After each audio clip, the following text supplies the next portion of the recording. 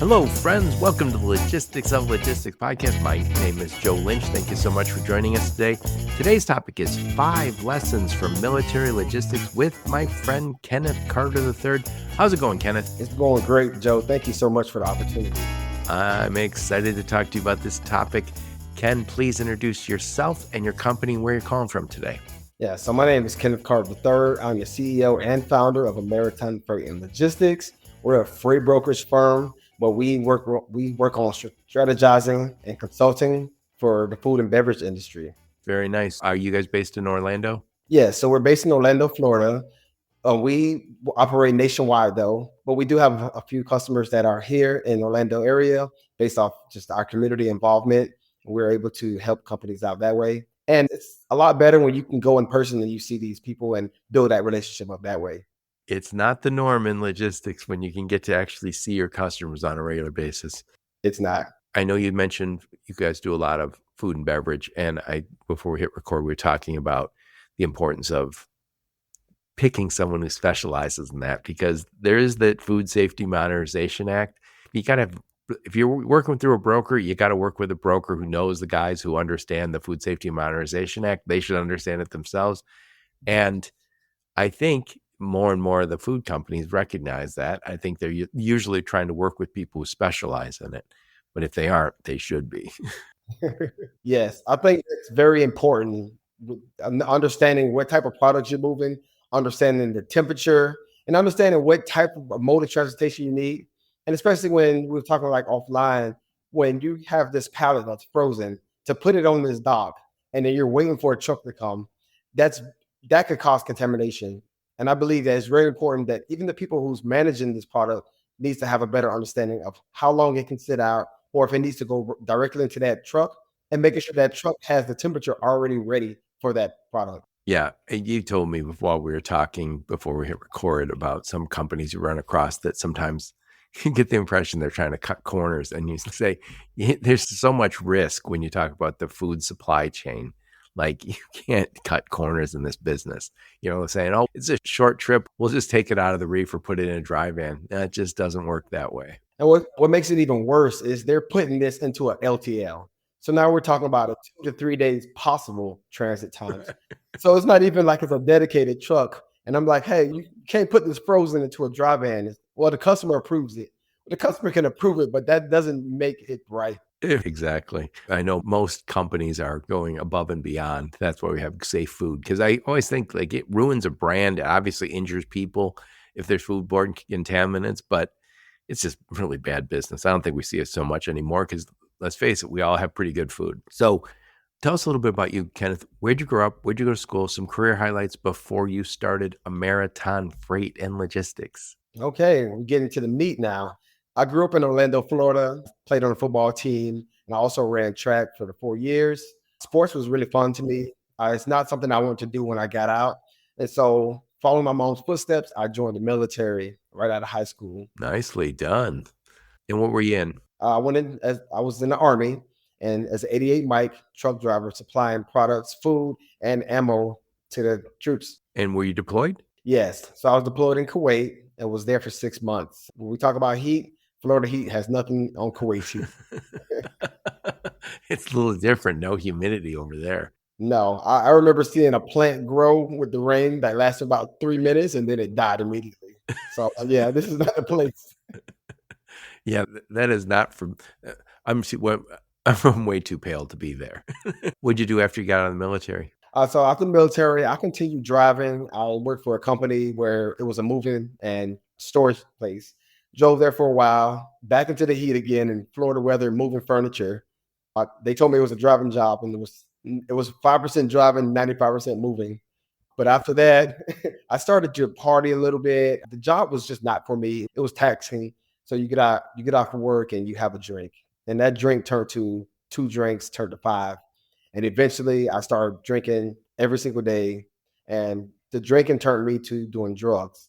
And so I started doing cocaine, and immediately after I started to sell it.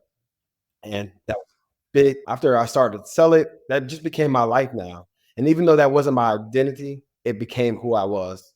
And for 5 years straight, I partying every single day. I went out 6 days a week to the clubs and I sold every single day. The hardest part was not being around my family, not doing what I really loved. I love logistics. I started from out of high school driving, and I just got caught up into this lifestyle, and one bad habit after the other stacks. And I eventually went to my mom, told her like I don't like what I'm doing, so she helped me out, made me go get a job, and I got a job with Estes and started job with Estes, and eventually moved up to a regional manager, and it was perfect. And I ended up having somebody from my past call me and say, "Hey, could you get me something?" And after I said no 5 to 10 times, I finally agreed, and he had me set up with an undercover cop. And so right then, my whole life changed, and I was going to be sentenced to 90 years in prison. No way. Yes. 90 years. Yeah, that'll change your Well, you obviously didn't get 90 years. How long did you go away for? I got 90 years, I just look good. No. So I ended up getting 3 years on a plea deal, my first offense. And so I signed a 3-year deal. And with good behavior, I got out 6 months early. But while I was in there, I really reflected on my life and what my future was going to be. Started to sell drugs and start to party. I never had a vision for the future, which caused that issue. I never chopped it up to being set up or it was the drugs. I really look at it as overall, it was my mindset. And that's what caused this whole issue. Oh, dude, that's rough. Like we all make mistakes, but no, most of us don't make mistakes that take us to jail. Oh, Yeah, a 2.5 years. that is a wake-up call. It definitely is. And it took me about 2 months actually to realize what was going on, where I was at. And I looked into this makeshift mirror and I felt embarrassed. I looked at myself in the eyes and was like, this is not where you're supposed to be, and this is not who you are. And in that moment, I said, I'm making a change. And I started to read books. I didn't even know there was a library. I went and read every self-help book there was and made sure I can learn how to change my behavior and my mindset. Good for you. Good for you. So did you start Ameriton when you got out of prison? Ultimately, I started in prison. I started after my self-help books. I said, okay, I now know what I want for myself, and it's for me to build my own future. And plus, you have those scares of, oh, once you get out, no one will hire you, or you're going to get paid half the price of what somebody else would. And so I started to make business plans and started to create my ideas of what I wanted to be and what kind of company I wanted. And so, like, my first Ameriton logo was drawn by one of the inmates. You know? But when you have a vision, you don't care. It doesn't matter where you're at. You're going to make it happen. Yeah. And this applies to all of us, even you don't have to go to prison to learn this, is that ultimately you're responsible for yourself. It isn't your mom. It's not your dad. It's not the circumstances. It's just you. It's you and your own demons. And prison would tell you that because there's nobody there to help you. There's no one that can get you out of trouble. You just now have to sit in your own mind and realize that you made the mistake and it's no one else's fault. Because if it was someone else's fault, they'll be in there and not you. Yeah, when what's weird though, I would always think is you're hanging around with bad people who are not all of them are looking reflectively in the mirror. They're looking and saying, "Oh, a lot of people go back." Yeah, that was a common theme. Actually, it was a lot. It's not my fault. I didn't do it. I was set up, and that's what made me realize in that moment. It's like majority of the people here are making excuses, and I cannot make excuses because there's people that are saying that they've been in 2, 3, 4 times. So this is definitely not the route to go. I know you're coaching youth football and started a company and married, doing the right thing. So I'm glad you turned your life around. So today's topic, and we talked about this yesterday for a while, and I think we could probably do this for 4 hours, but we got to confine it to the next half hour. So we talked about some of the things you learned in the military and regarding logistics. And I say it all the time, the military more or less invented logistics. And it's a lot harder to do military logistics because if it's in wartime, you're supplying ammo and food and everything else to people who are being shot at and who are moving.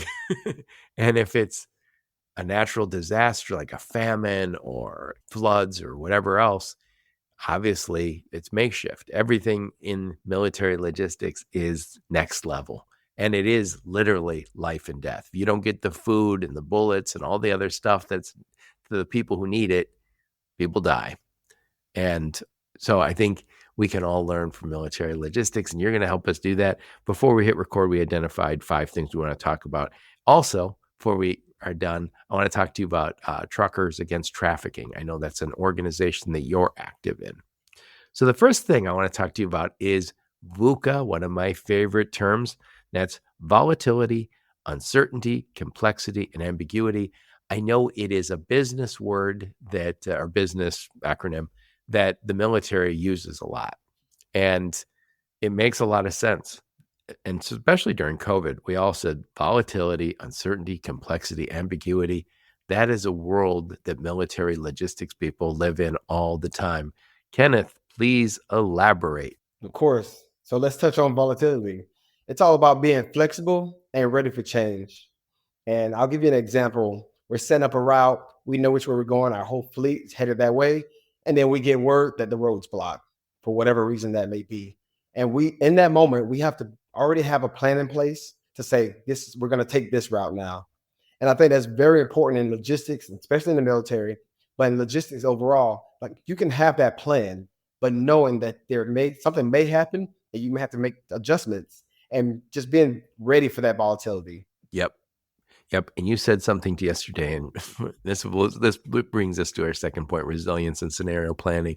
And you said yesterday, remember the Mike Tyson quote, which was, everyone has a plan until they get punched in the face. Yes. It's very true. You think, oh, here's our perfect plan.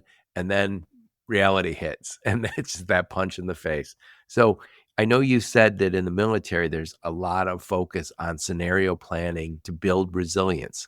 So before it happens, you have plan A. And if it doesn't work, there's plan B. And if that doesn't work, we're doing plan C. But everybody knows ahead of time obviously everyone knows plan A, but they know the others, plan B, plan C, because they've done that scenario planning. Please elaborate. Yes, definitely. So when it comes to uncertainty, let's just go and speak on being overseas in Kuwait.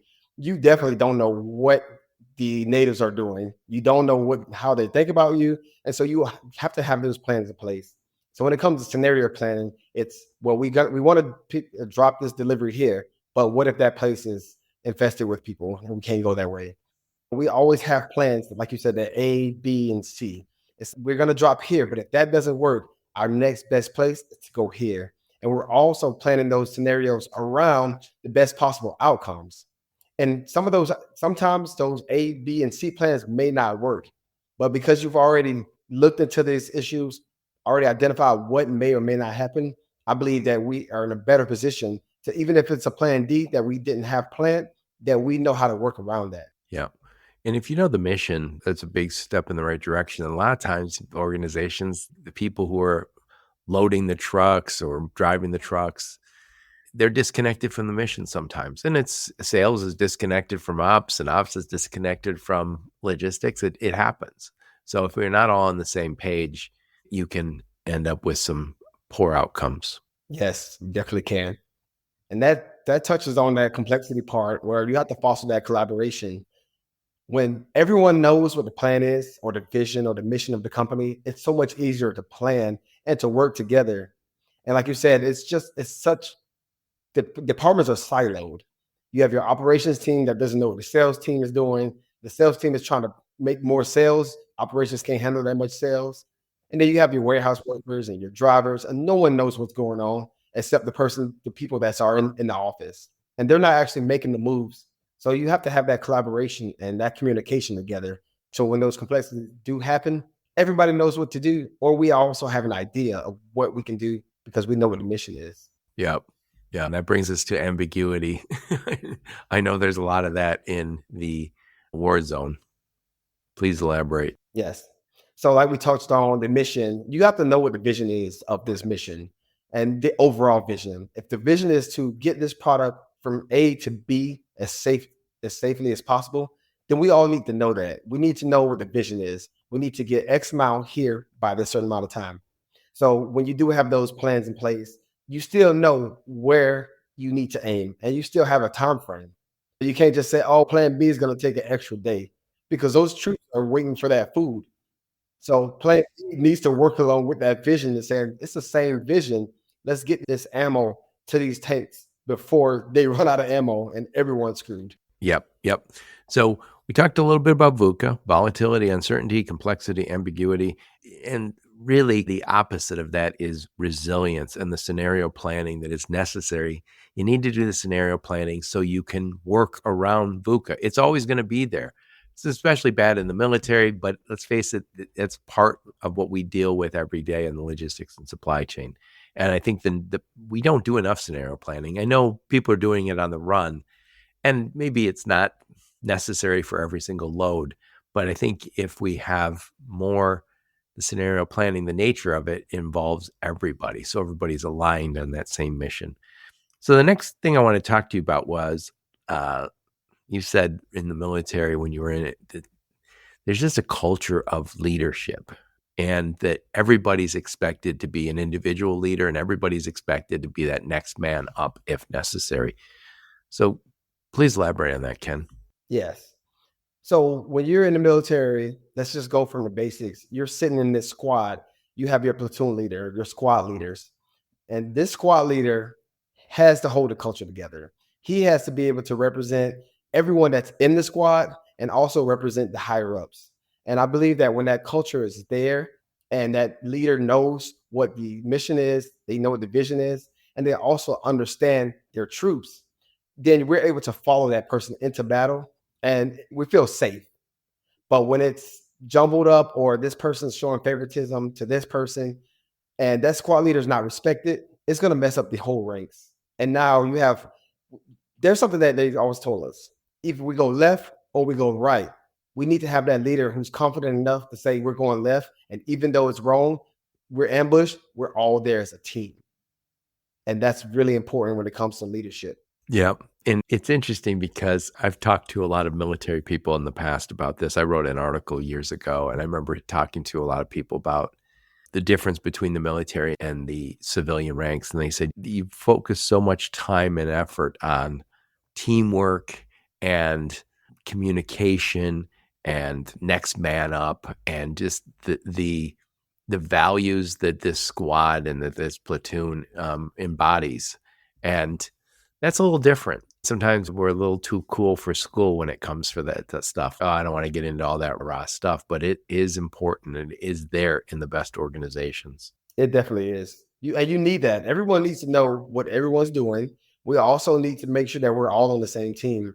And like you said, to knowing what the training, like we talked about offline, it's if you know the training, then you get back to your training, get back to your core. But in logistics, when something happens, everybody goes crazy and forgets that we already have the training. Yeah, it's funny. I'm a big college football fan, and you'll notice that the best teams, and I'm just thinking this last year, I'm a Michigan Wolverine, so of course I'm delighted that my Wolverines won it all. But if you look at the top teams, and they're not my favorite teams, but I got to respect what they've done. Ohio State, Alabama, those schools really focus on, we're going to have a great culture. I know Michigan focused on it. We're going to have a great culture. But it's a culture that is focused on winning. And it's funny also, I've watched players come off the field and Jim Harbaugh runs over and says, I love you.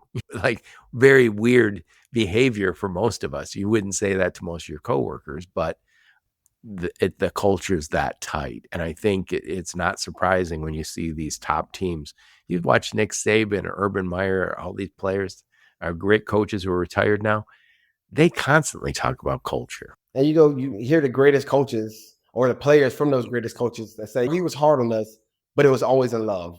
Yeah, that's the difference. I always say is we've all had bosses who you go, oh yeah, he's pushing me. But if you think that guy's pushing me for my own good, that's different than he's just a nasty guy. I don't like him. Right. I think became very sensitive and with the term micromanaging.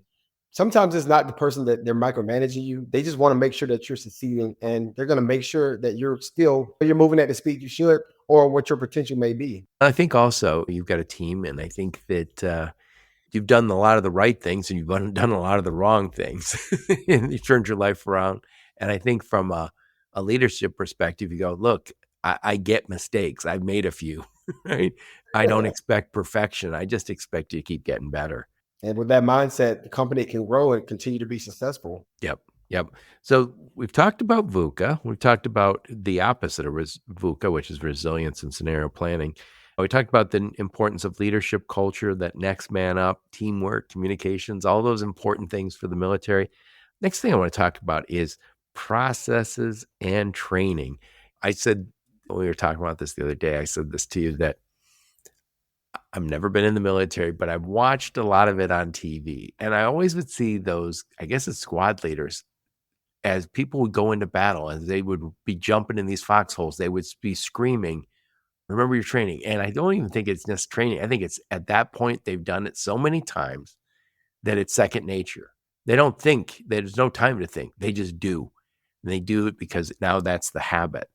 So they have done a really good job in the military of saying, we're going to train you guys. And again, it's life and death in that position. Yes, it is. I know we do that. We do training, we have processes, but I don't know that again, we don't treat it like life and death because it's not life and death. Anyway, what do you think? I think we definitely need more processes and more training.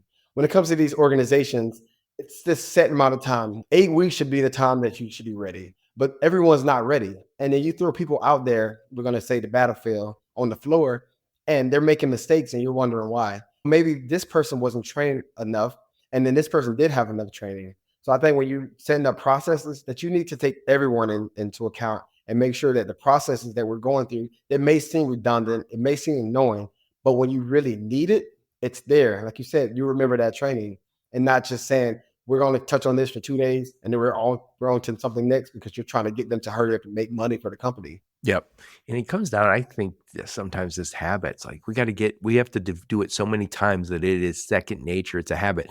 I always say that nobody says, oh, I'm trying to remember to brush my teeth every day.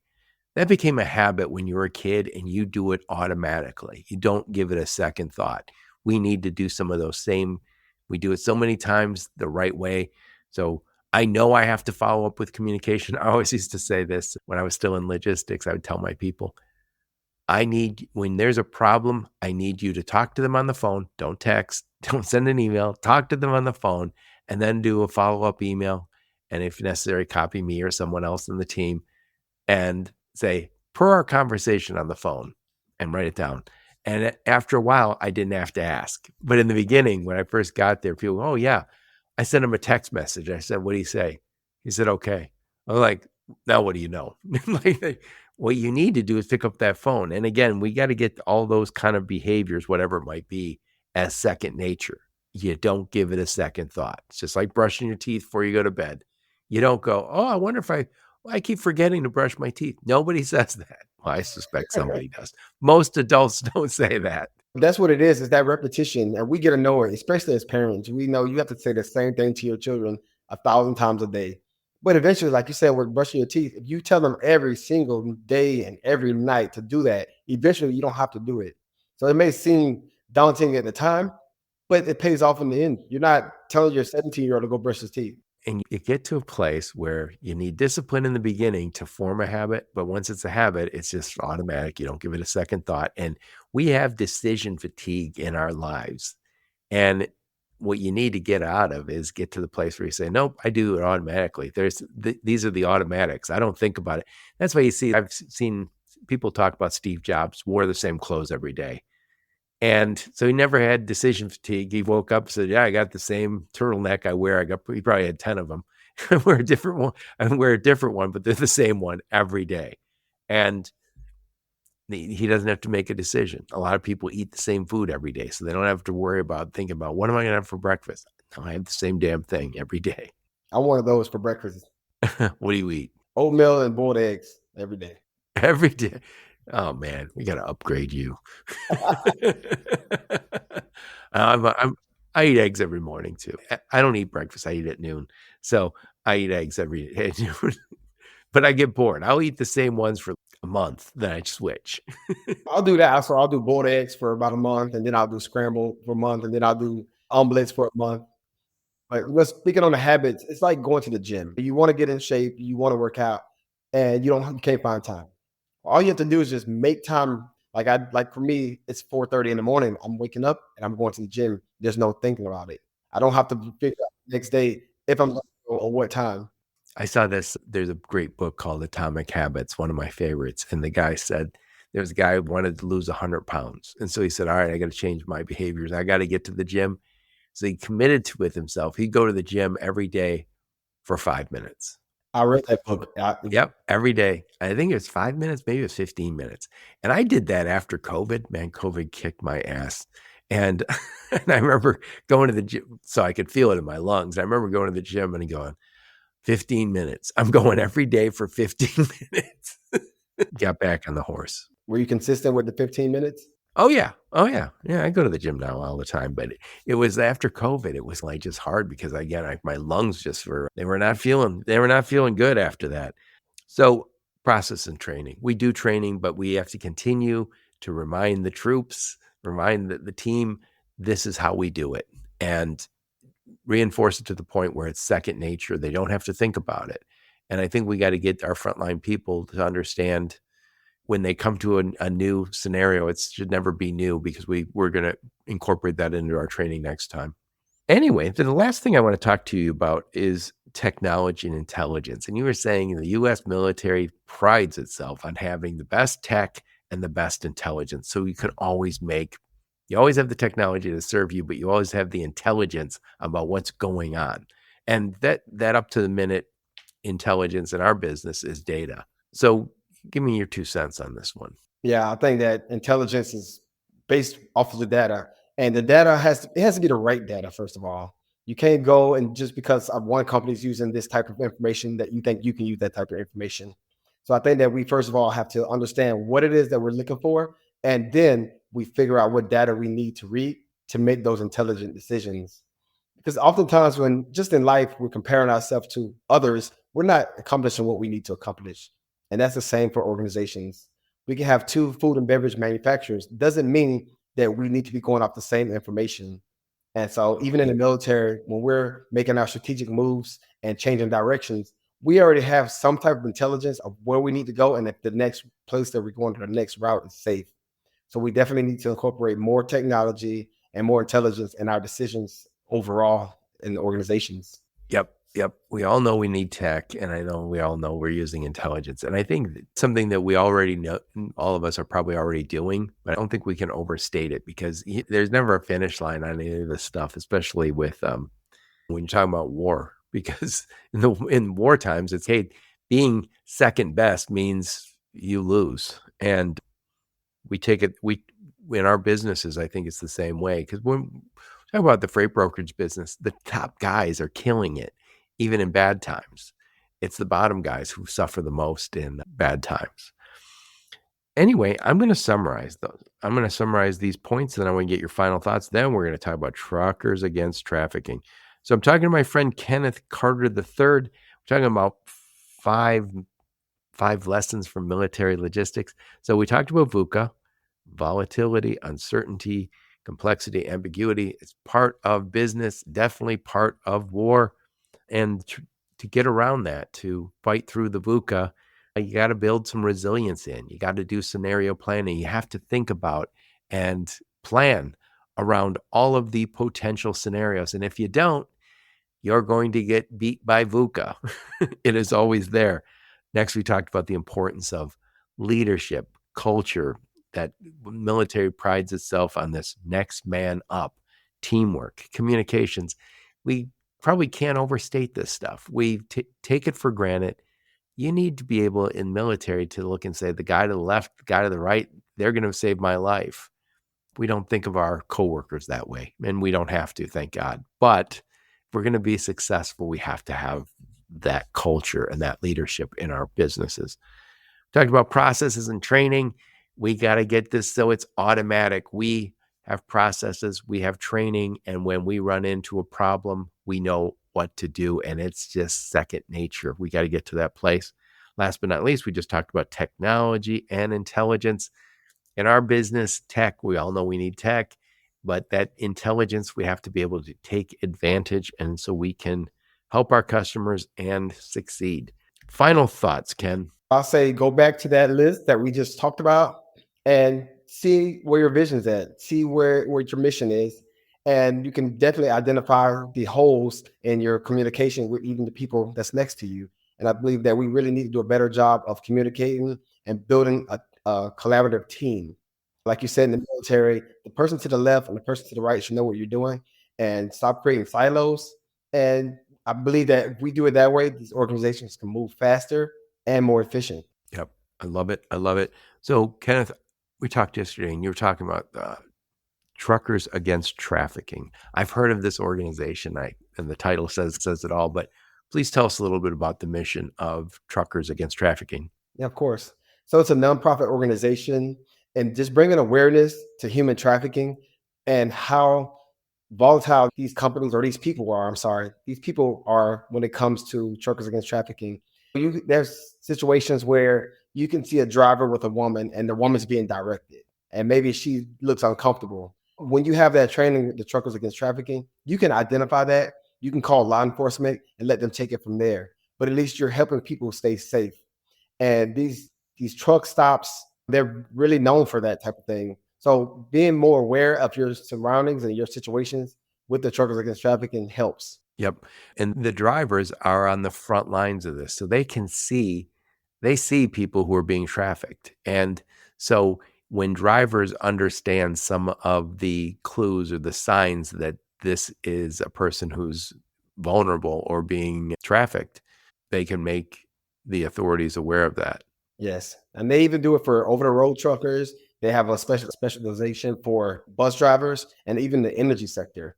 So it's very important. I think anyone who is on the over-the-road in trucks or part of the logistics should get a certification from Truckers Against Trafficking. Yep.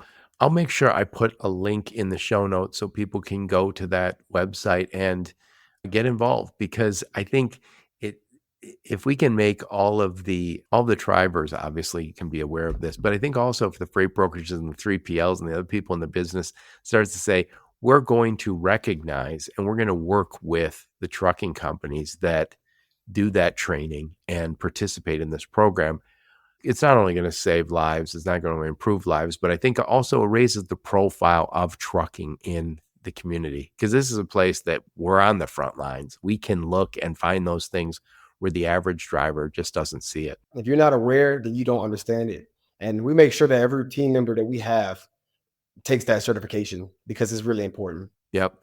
Yeah. And I think there's certain things that are along the line of sustainability, the green stuff, the government, I forgot the name of the program now, but there's no reason we can't do some of these very small steps that makes it a better world. And I think this is, again, a place where the trucking community can raise its profile in the community. Anyway, what I'll do, Kenneth, I'll make sure I put a link to your LinkedIn profile, a link to your website, and any other links you and your marketing team give me. Kenneth, thank you so much for coming on the podcast, and thank you for your service. And I'm also very happy that you turned your life around. Thank you so much, Joe, for the opportunity, and we'll continue moving forward. And the logistics of logistics, I love it. Yeah, you sent me a note before about you liked it, so I appreciate you listening. Thank you. And thank all of you for listening to my podcast. Your support's very much appreciated. Until next time, onward and upward.